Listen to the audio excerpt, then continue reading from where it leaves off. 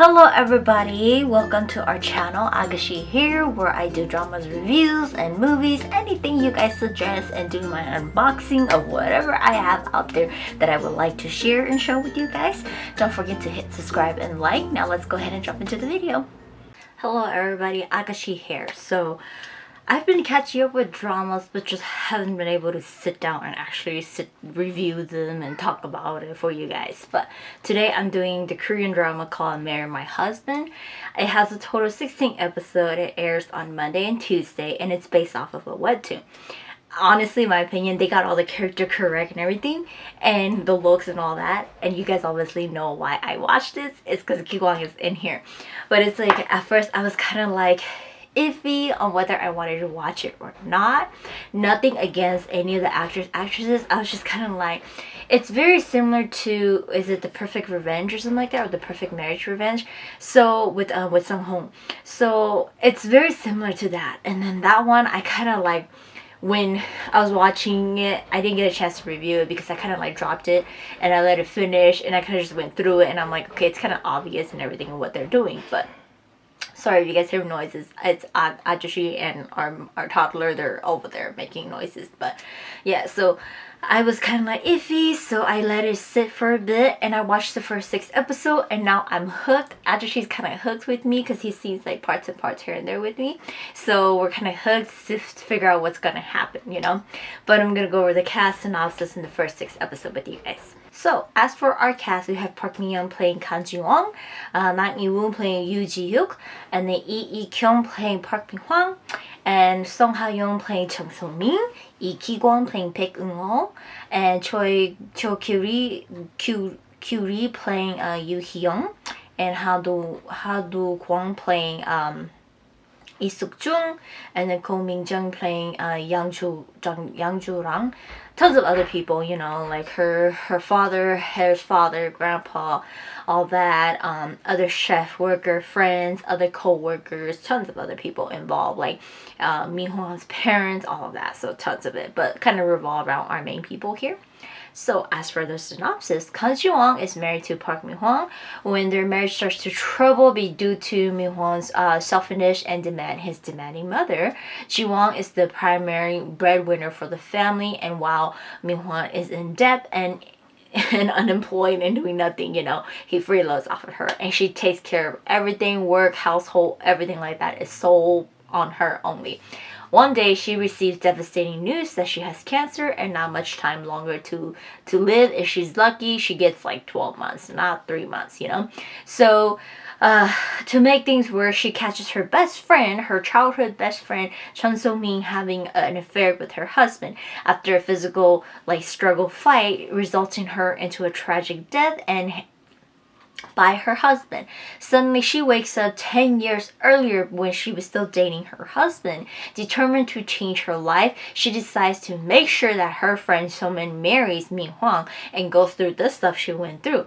While at the same time, her manager, which is Yoo Ji-hyuk, who serves in the same department as her, who has feelings for her, they start to slowly get revealed, and he gives her a secret, and they end up working together to save her from what's gonna happen in 10 years.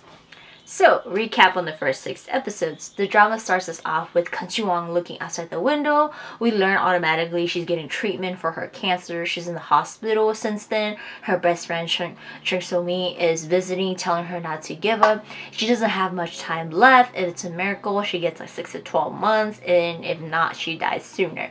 So she thinks her husband is having an affair. Her best friend tells her, no, don't think like that, don't give up. And as she's about to go get her like transfusion treatment, her friend leaves, and we learn her friend is actually having an affair with her husband, Park Min-hwang.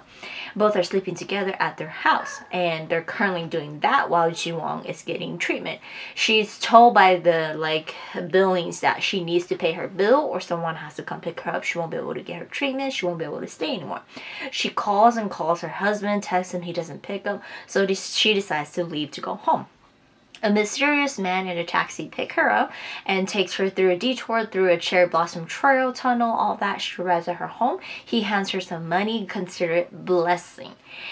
That's a hint right there for us. And then Ji-won goes inside to see like the pair of heels that she saw Somin wearing when Somin came and visit her.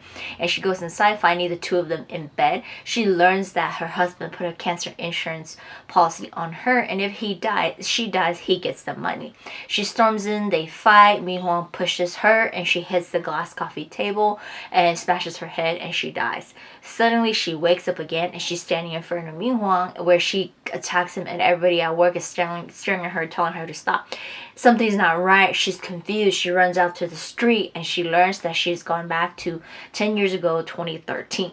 And so she goes back home, and she gets her general manager, Yoo Ji-hook, takes her home. He's the grandson of the company, and he's kind of like, just take the day off, take care of yourself, everything will be okay, And then she learns immediately she time traveled 10 years ago, right before she's about to marry Mi-hwan.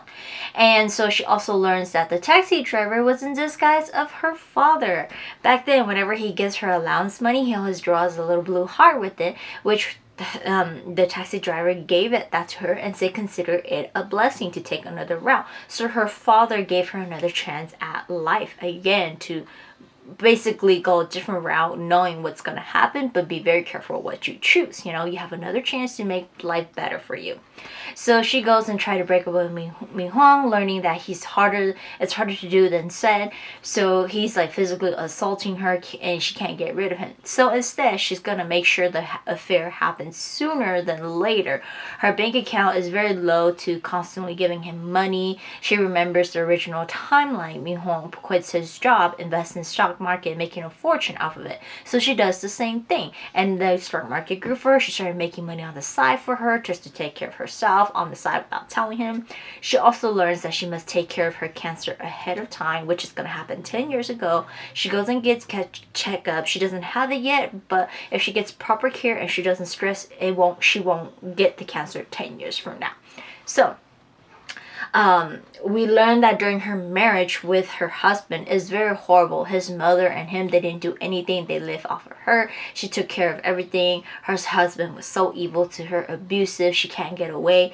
Her mother-in-law was very evil, especially the fact that she can't have babies and she's sick. So around that time, this time she's like, okay, I'm not going to go through that. I'm going to be very careful. I don't get involved in that. So she continues to date Mi-hwan, but at the same time trying to get him to cheat ahead of time. So she slowly starts to see the ugly side of her best friend, Somin. So remembering a lot of things that happened in the original timeline, she starts to avoid it from happening in the new timeline. So in the process of it, she ends up saving Hyung needing a pad in the bathroom, and they became friends quickly. And so we get introduced to Hyung automatically, which in the original timeline, her and Hyung never gets close to each other. They never talk, and Hyung actually eventually leave her job. She resigns and leave.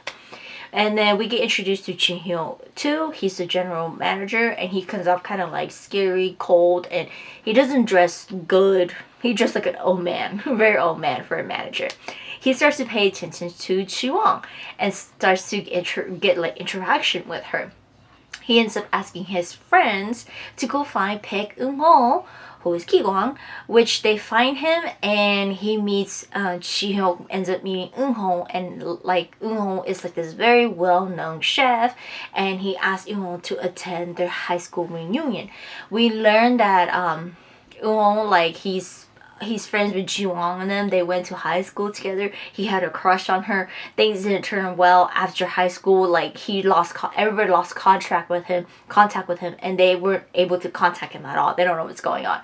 But his appearance, he's this handsome, best chef cooking out there, and he has a wedding ring, and you're like, he's married? Oh no, but no, he's not. It's just so girls still hit on him because he still has a very big crush on Ji-won. Anyways, the high school reunion is right around the corner. In the original time, Somin lies to Ji-won that it's just dinner between the two of them. Ji-won comes dressed casual and gets bullied by everyone. Somin buys her fake earrings and to wear as matching friends, couple, stuff like that. And she gets bullied and everybody's picked on her, all of that. So knowing this is gonna happen, it's gonna happen on Sunday. She has to go shopping and look pretty overnight. And then she ends up bumping into Hyung, and Hyung gives her a complete makeover. Cut her hair, gives her contact, expensive clothes, all of that. And Hee-young also lends her the original like authentic earring because she's like, you know your friend gave you fake ones, right? This is so knockoff.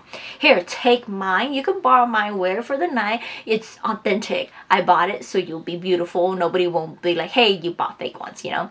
So we like they become like best friends like immediately, you know. And he kind of like labors her, saying that you have to understand that your friend So-min, she could come off as a two-face, so be very careful. So here's the thing is that like we were kind of like during this time we're kind of like, who is Hee-young, you know? And we learned that she's just not just a regular employee. She has a lot of money and she spends on expensive luxury brands. We learned she's actually later she's Jin Hyuk's younger sister.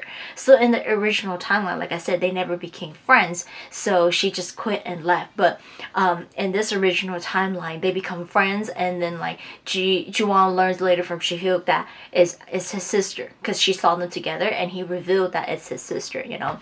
Like he confesses that he likes her in like in episode 5, and he tells her that's my sister. So don't get a misunderstanding, but please be quiet about it, because we don't want people to know that she's my sister and then this is like our grandfather's company and we're running it, you know. So that's that. But anyways, she goes to the barbecue, and the barbecue reunion dinner. She is beautiful and sexy, you know. And everybody's just like, whoa, amazed by her. And they point out her earrings, and she's all like, mine is authentic, So-min is knocked off version. And then she remembers in the original timeline, because of how she was dressed, she was hiding in the bathroom and they bully her. So she does the same thing. She approaches the girls that bullies her, and she tells them that the fake earrings, So-min gave it to her as a gift. But she has like authentic one, and it's So-min who gave it to her as fake. And then she calls her boyfriend, saying, proving that it's her boyfriend, not So-min, because So-min is saying that Ji-won stole Min-won away from her. And then she also showed her business card that she's actually a team leader at the company, UK, and U and a K versus So-min. She's just like kind of like a contract staff employee. She's not fully permanent yet, so they could let her go at any time. So all the girl approaches So-min and to tell the truth, and they said that, you know, you're telling the truth, right? And Ji-won is lying. So she tries to get out of it, and then they're like, you know, back then you and Eun was dating, and it's because of Ji-won, that's why you have to break up with him. Boom, Eun pops up and reveal and confirm he never dated So-min. Everything she said was a lie, and he's always liked the Ji-won, but she rejected him. And everything was just like so much at once, and she was just like, okay, I gotta leave. So Ji-won leaves, Eun follows her, asking for her number, and they'll reunite again, reunion, catch up over dinner to see what actually happened, the fallout between the two of them. So back at the reunion, now everybody is pissed. They're like, So-min, you're such a two-faced. You lied to us. Ji-won was just very timid back then, and she was just shy to herself. You lied everything to us. And they all get pretty much confirmation that like So-min is a liar. So they all leave the restaurant, and she's like there by herself, and she crawls back to Ji-won to try to apologize, but Ji-won just like rejected her, like, I don't want to talk to you. I don't want to see you tonight. Leave me alone, you know? Now back at work, Ji-won, she's working well with her other team members on projects. Everybody loves her. Min-won is jealous, and because he's now more attracted to her, and she finds it really hard to break up with him. So-min is trying really hard, and she can't get anywhere, so she starts like meeting like the team leader behind everybody's back, having dinner with him, putting idea in his head. Basically, she's seducing him by not sleeping with him yet. Let's just say she's a whore to kind of just get the things she wants right now.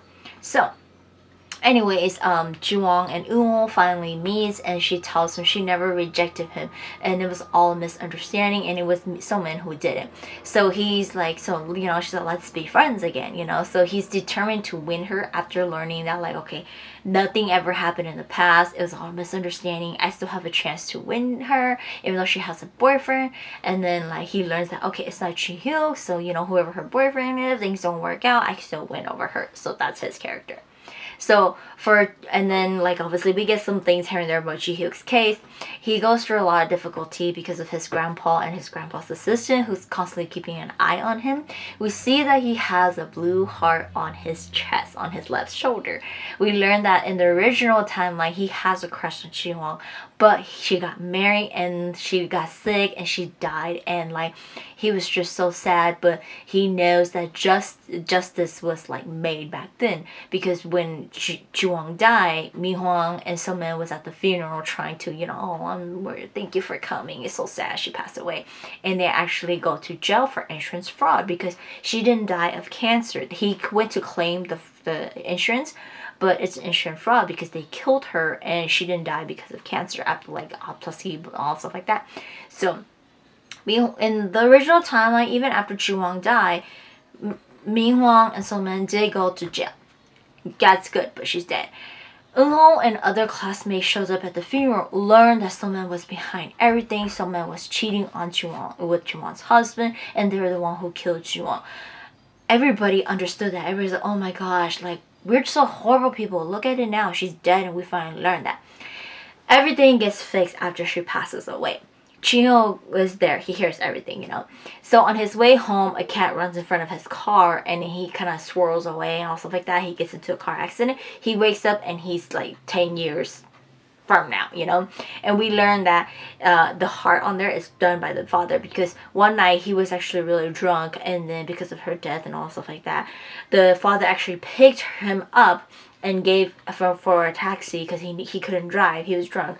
So the father picked him up and gave him another chance. So basically, this is all the father's doing, giving both of them chance. They never did anything for each other, helping his daughter and all of that.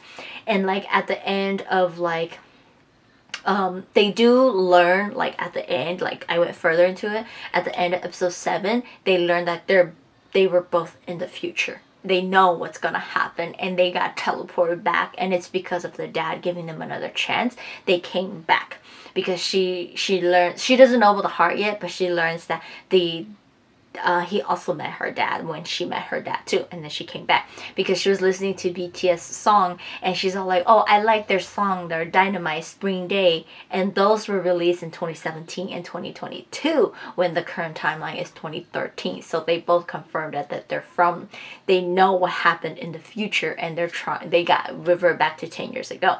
And eventually he's all like, just run away, and she's all like, I can't run away because you can't prevent the inevitable from happening, so it's gonna happen regardless, but I needed something to replace it for it to keep going. So she's not messing with the timeline of going a different route. She's just replacing objects that is not her anymore. So that's that. So they learn both of that, and they're gonna have a plan and go through with it to make sure that she gets out of all of this and the truth gets revealed earlier and she's free. So we'll see how it turns out.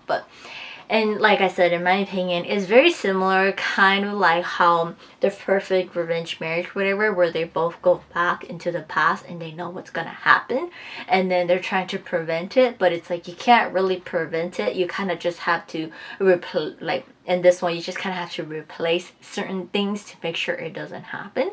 So I actually really like it. I'm really like looking forward to it because I can't predict what's gonna happen. Like, we know what's gonna happen, but we don't know what they're gonna do. And at this point, we already like the boyfriend and the best friend, they already cheated. They already slept together, and the best friend is like hooked and she wants him, and like she's like, break up with her and marry me. But like he wants to marry Ji-Won because he knows she's stupid, and she's stupid. She'll do anything for him. And so he's like, I gotta marry her, and she's wife material, so basically she could be a slave to my family, my parents and all that. But like Ji-Won's like, oh, I'm not in a rush to get married, it's okay, And then like she knows what's gonna happen now, and then she's like being more tough now, and she breaks off her friendship with Soman, and she doesn't want to be friends with her anymore, and she's just kind of like going with the flow, and she has Ji-Hyun helping her on the side, so all of that. But so it's very good and mysterious, where you're kind of like, what's gonna happen, what's going on, so looking forward to see like, okay, is it gonna still go the same route, or is she gonna be free, is things gonna go like well for her? You don't know, basically, because it still has to follow the same thing, and she's going to follow the same thing, just replacing certain objects here and there. So really interesting to see how it's gonna turn out. So we're already halfway there. So there's only like couple few more episodes left before it ends, so I'm looking forward to see how that's gonna turn out. But check out Marry My Husband if you guys have not. But that's it for today, and I'll see you guys next time.